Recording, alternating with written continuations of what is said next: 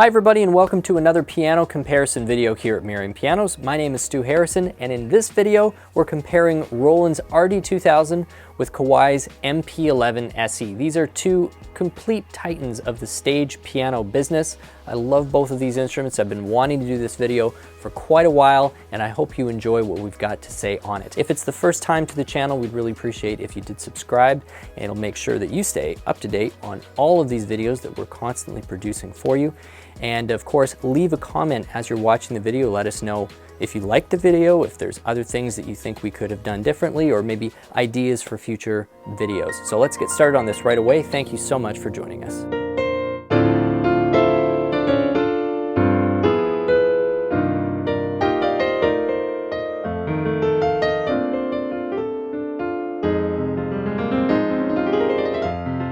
So we're here with the Roland RD-2000 and the Kawai MP11SE, and these are my two favorite stage pianos currently available. The year is 2020 and I can't think of a happier place to be if I wandered onto a stage than to find myself behind one or both of these instruments.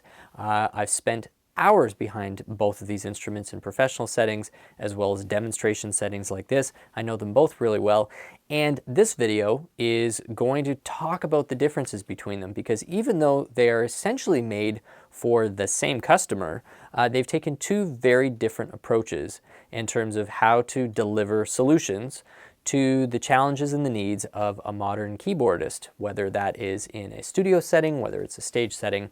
And I really like, for different reasons, the solutions that they have both come to the market with.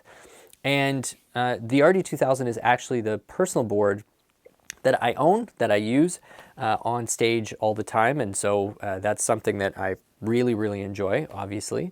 I've spent my own money. Roland did not comp me that instrument, so that's something that I had to shell out for myself, and I'm really pleased with every dollar that I spent on it.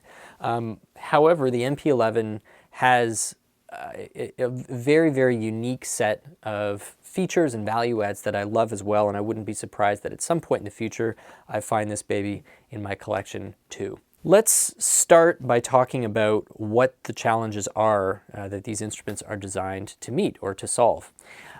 When you're on stage, or when you are a piano player and you're in any sort of a production environment, there are several things that you want to be happening at the same time. First of all, a lot of times key action tends to be a big priority. For me, it's a huge priority. If I'm in a creative setting and I am used to being creative behind an acoustic piano, I'm going to feel most natural when the keyboard I'm sitting in front of also feels as close to an acoustic as I can possibly get. And although these two instruments do not feel the same at all, in fact their two actions are remarkably different, they're both what I would say is best efforts from these companies, and they've just taken two different approaches to accomplish it. The RD-2000 uses the PHA 50 action, which is not necessarily their very top action, but it's the better action of the two between the PHA 4 and the PHA 50, at least from Roland's perspective, in terms of what they put in the majority of their home digitals as well as the portable digital pianos. It is a counterbalanced action. It comes with a beautiful ivory texture and an ebony texture on the key surfaces. It has escapement, or otherwise known as let-off. It has a very accurate triple sensor, and they've redesigned the mechanism to be a little less mechanical feeling than some of their earlier actions. I found it to be comfortable to play. I found it to be quite responsive to play, and I've also found it to be very durable, because goodness knows I have put my RD-2000 through hell and back, and this thing gets bashed around all the time. I've been doing it for several years, and I still have yet to have a single failure on any portion of the mechanical part or the electronic sensor part of the keys. It's just been solid as a tank. The action tends to have a slightly softer bottom to it than some people might be used to from a Roland.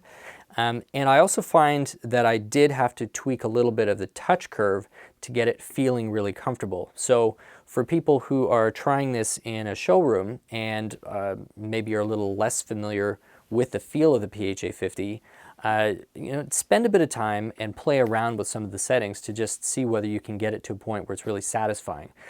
It's worth the few minutes, and as I said, I have arrived at a point with how I have set up the RD-2000 that I really, really like the feel, and I know a lot of other people who also share that opinion. Moving to the action over on the MP11SE. Now this uses Kawai's Grand Feel, the original Grand Feel action.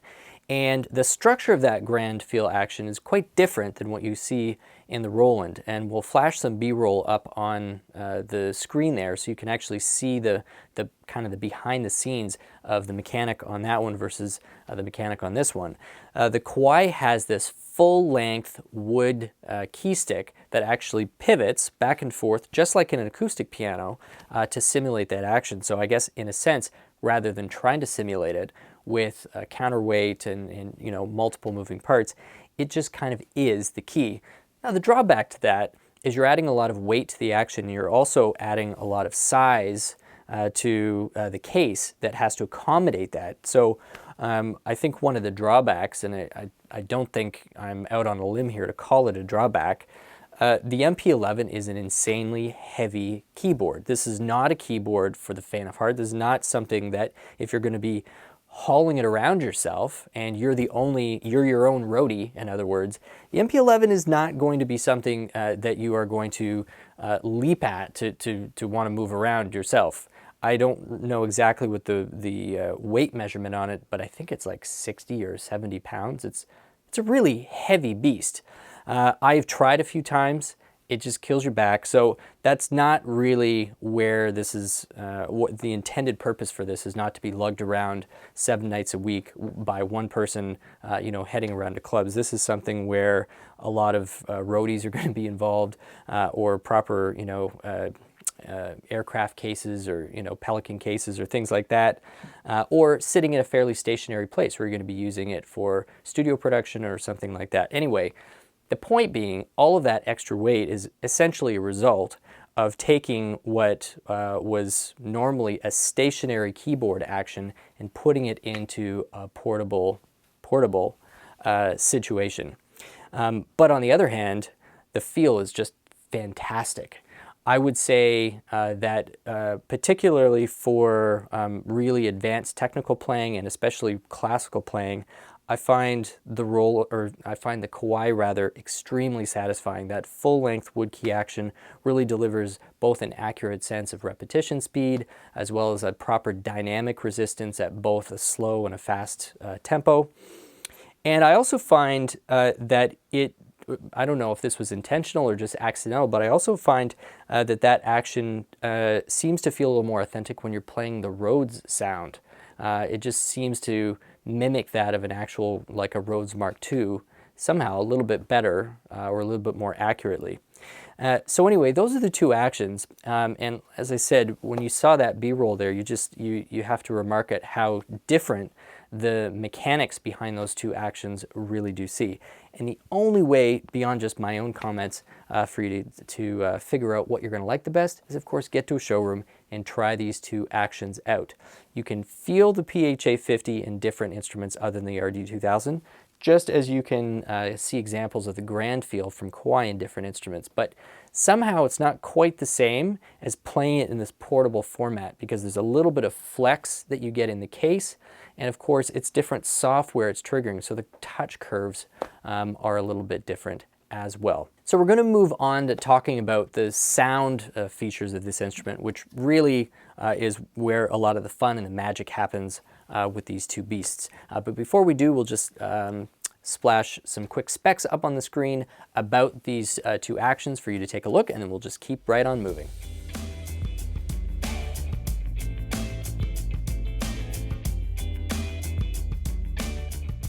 So getting into the sound now, the big story on the RD-2000 is modeling.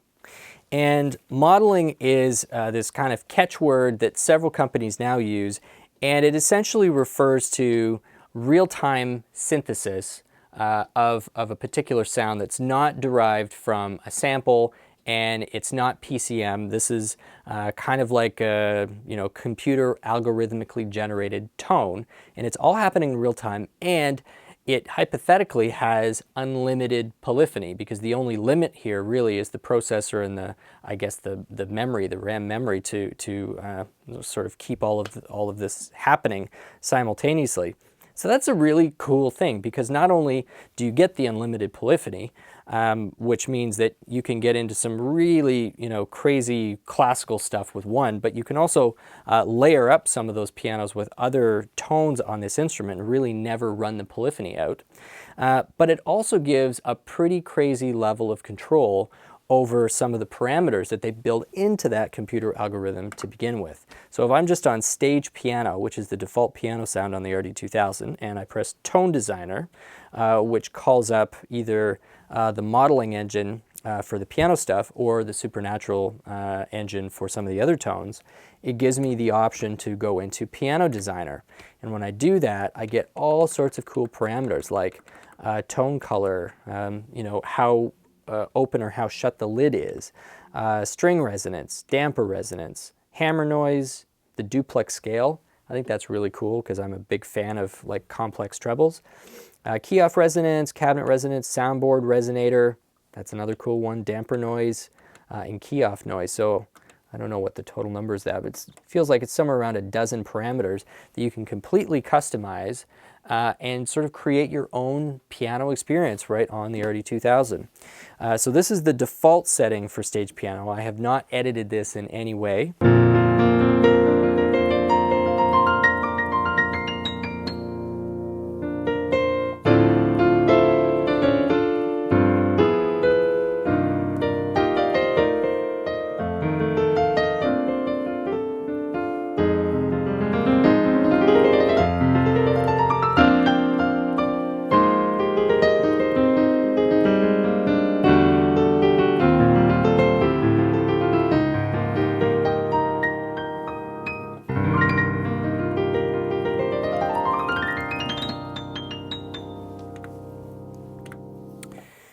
But then there's deep concert.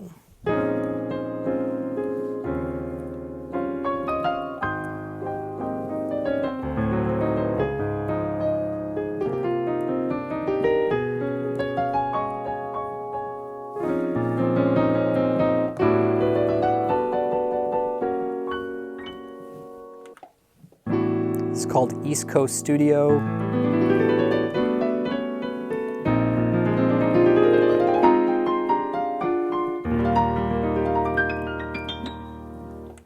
Contemporary Concerto, Symphony Hall.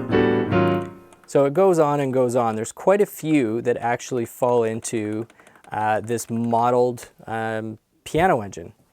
It's really great stuff. It's a lot of fun to play around with.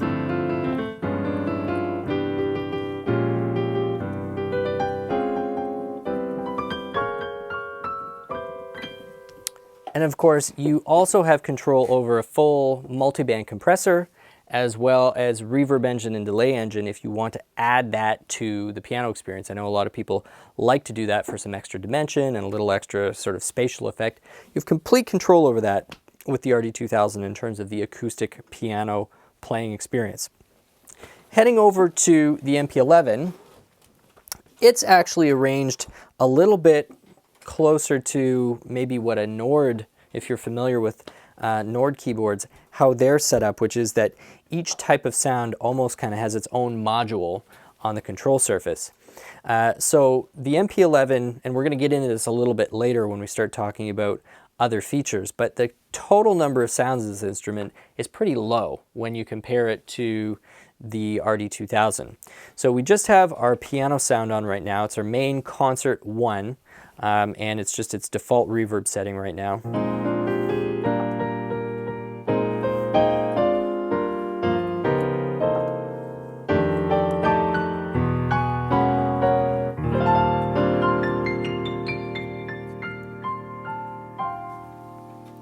And the way they've done this is all of your piano settings are in this little piano module area. And when you press piano, you're on SK Concert Grand, so it's the SKEX Concert Grand, and it gives you 4 parameters right off the hop to play with: damper resonance, stereo width, the brilliance and your touch curve is right there, which is pretty cool because certainly the brilliance, touch curve, and stereo width might be some stuff that you'd immediately start playing around with. And as you scroll down, you've got hammer delay, string resonance, fallback noise, and your stretch tuning. So that's 8 parameters that you have a chance to play around with right away, which is pretty cool. So kind of similar in a sense to the type of editing that you have with the RD-2000, but just slightly less options. So yeah, a little less quantity of parameters that are editable, but still a pretty decent amount to be able to give yourself a customized piano experience.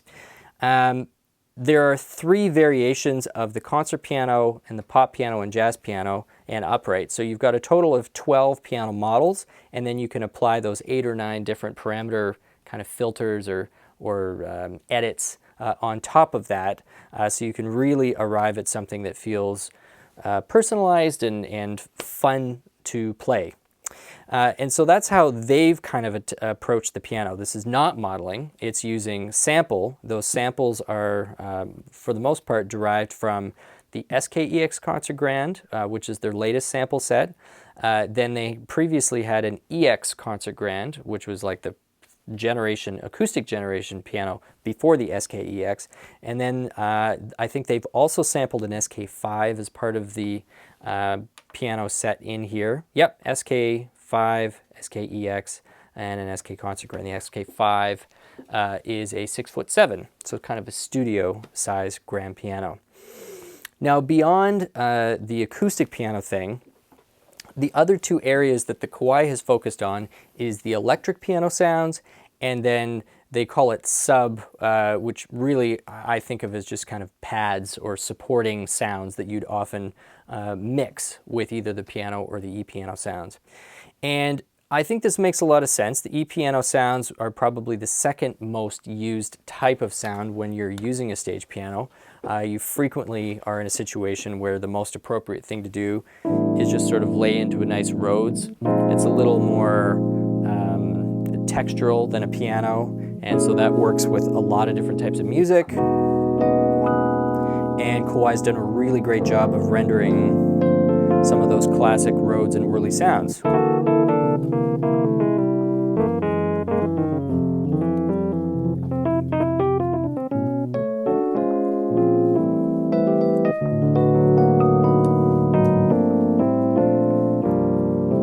And just like on the acoustic piano side, as soon as you cue up one of these electric pianos, you get all the pertinent editable functions right on the screen. So pan depth, pan speed, reverb depth, touch curve, as well as your amp EQ. It's all really very intuitive, and it gives you what you need right away without diving into a plethora of other options, which could be potentially overwhelming depending on what the playing situation is. You've got 2 different effects engines, an amp simulator and reverb that are all distinct to the e-piano. And if I haven't mentioned already, we've got a polyphony of 256. So although it's not unlimited on the piano like we've got in the RD, for all the other instruments, 256 is plenty. And those editable features really bring out quite a bit of character and nuance and give you the control that you want.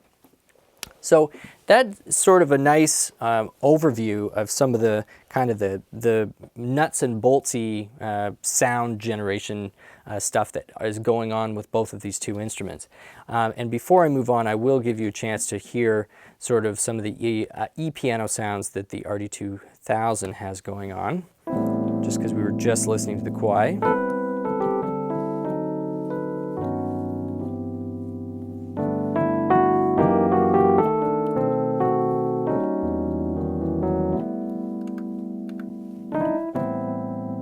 Turn some trim on there.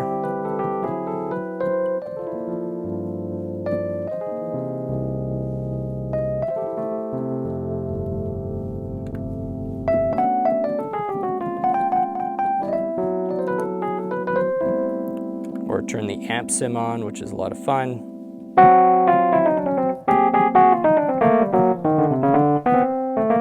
to get some grit in there, or of course back off again.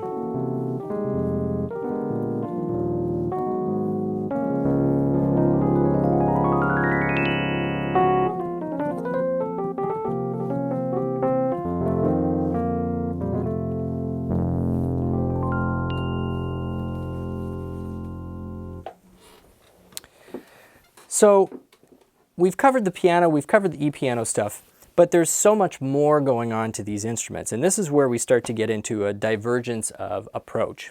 The RD-2000 is designed as kind of a one-size-fits-all stage piano. It's really designed for versatility. It's designed to address as many needs to as wide a range of players as it possibly can. And you can tell that there's been a lot of thought that has gone into the design of this and some of these other features that we're about to talk about to kind of make this a jack of all trades. Now, there are people who I guess from a philosophical standpoint that would argue that when you try and make one instrument everything to everybody, inevitably there's going to be some compromises that make it less than a perfect situation for certain people and for certain customers. There really aren't a lot of compromises that I see on the RD-2000. I have yet to run into a situation where I've felt creatively limited by it. So first of all, here's one of the big differences. There are over 1,100 sounds on the RD-2000 versus, I think, what is it, 12? Yeah, so 12. There's maybe 30 or something happening on here. So, I mean, it's not even remotely comparable in terms of the quantity of tones. This has clavs and organs and strings and brass, lead, bass, all kinds of rhythm. It's got your entire General MIDI 2 sound bank in here. So just tons and tons and tons of stuff, limitless options in terms of creating your own patches and sounds, because of course you've got 8 zones to load this stuff up on as well. So it's just crazy the flexibility that this gives you, especially if you're playing live shows and you need to be able to recall all sorts of different combinations quickly. You can do that in a multitude of ways. Sometimes I will set it up, with those 1,100 sounds, selecting what I want, and I'll assign each one a different zone so that I can quickly mix and match within a show, and also sort of use those fader bars to bring volumes up and volumes down. It's very convenient to do it that way.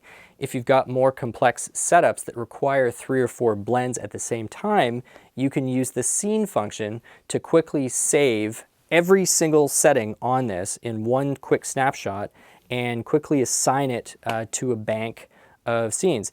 I find that to be also really, really useful. So if I'm going to be playing a show, I don't want to be hauling around computers and all this extra gear, and I want to be able to support whether it's a small band or large band, and I've got a number of demands on me as a keyboard player. This is so easy to set a show up. It's quick. It's very, very intuitive.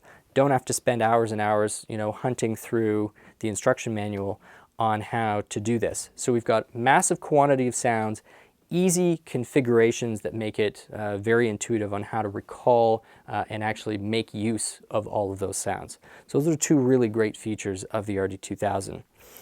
A third really interesting feature that they've added here is for people who occasionally use B3 organ, but aren't dedicated B3 organ players. And I would sort of count myself in that camp. You're either doing some studio work or you're on a stage somewhere, and you know that there's a couple of bars here and there or a couple of songs where you're going to have to sort of just fake your way through sounding like an organ pad. But you want the organ to sound good, and you want to be able to have a pretty decent level of control over it.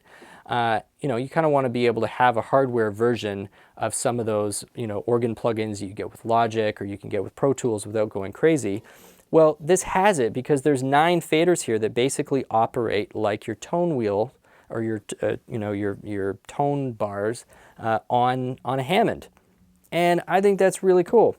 It was actually one of the things that caught my eye first when I was shopping for this. So if we go to organ and then hit Tone Designer on your organ, all of a sudden that converts your fader bars into those sort of tone bars on the on like a B3.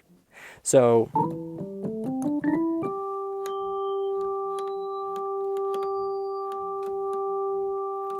and also by default, your right fader bar kind of works like a crescendo bar, which is also cool. And your toggle, sort of the x-axis on the pitch bender, works to activate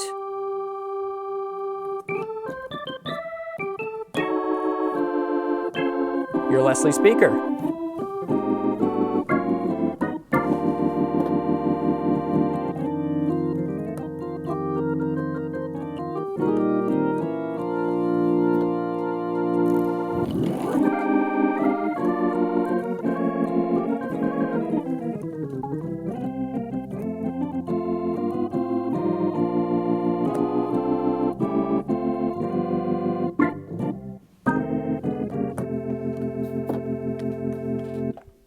So that's really cool. And then the last thing I'm going to bring attention to is the integration with working with a DAW, you know, working with a laptop or being in a live show or studio. You've got, what is this, 9 different assignable knobs and buttons, plus the assignable faders, plus the assignable mod wheels. All of this, if you've got it hooked up to some sort of a software instrument, or you know, a studio environment, everything here is assignable depending on the software, so it makes it really, really easy to have nice real-time physical interaction with the controls on the software instrument that you're using. And to make that even easier, especially in a live situation, the RD-2000 has its own USB interface, and it's nothing to sneeze at. I mean, you're talking 96 kilohertz, sorry, and you know, 24-bit processing, so it's really, really high fidelity sound. So you only have to be running audio out of your RD-2000, and everything that's flowing through a computer or 2 computers is still going to be able to work through that. So you don't have to have audio cables just, you know, everywhere. So the you know, like I was saying, the RD-2000's kind of been designed to be a one-size-fits-all stage piano. You've got a huge quantity of sounds. We've got our sort of organ emulator built in. We've got piano acoustic modeling. We've got some really fantastic e-piano stuff. 2 expansion slots, so you can download a couple of different expansion packs right from Roland, free of charge, which is also cool. And then, you know, amp sims and reverb engine control over here, and of course great integration for, you know, real-time tactile control of some software instruments or other studio software that you might be using. So, I mean, there's hard to pick out a downside in all of that. So, you know, where does an MP11 make its case for sitting next to an RD-2000? Like, what are the situations in which the MP11 with more limited sounds is going to be a better pick? Well, this would be my response. If these pianos, if all other things were considered equal and you were choosing these instruments, let's say on the Action, I do have to say that the MP11 Action is probably one of the best Actions, certainly likely the best portable Action I've ever come across. Now, as we said earlier in the video, the drawback that comes with is the weight. But if portability is not that critical for you, or you're fortunate enough to be in a situation where you're part of a professional touring act and you don't have to lug your own gear around, and there are people out there who enjoy that privilege, which is awesome, then the weight may not be an issue, and the action on the MP11 may be something that you're able to really enjoy without the drawback of the extra weight. So that's definitely one reason why the MP11 still is a very compelling consideration for a stage piano. The second thing is, I really happen to love the case of the MP11. It's ideally situated, you know, it's been designed with this in mind, so that you can set a laptop, or you can set, you know, a smaller keyboard controller on top of it and trigger off of this. And so they've really conceived of the MP11 as being paired with other instruments and used in conjunction with a larger setup, where this is going to be your source for your main piano sounds and your action, and that's really what you're bringing to the gunfight. You're bringing just an absolutely phenomenal touch and a really solid piano and e-piano action. Yeah, right from concept, the MP11 was designed or intended to be used as a part of a wider setup. And so you can see that philosophy has translated into what we're sitting in front of here. Great acoustic sound, great e-piano sound, really killer action, lots of customizable parameters for both of those types of things, and lots of MIDI zone control as well. Not nearly as detailed or comprehensive as what you get on the RD-2000, but it's still there, and it's really quite respectable.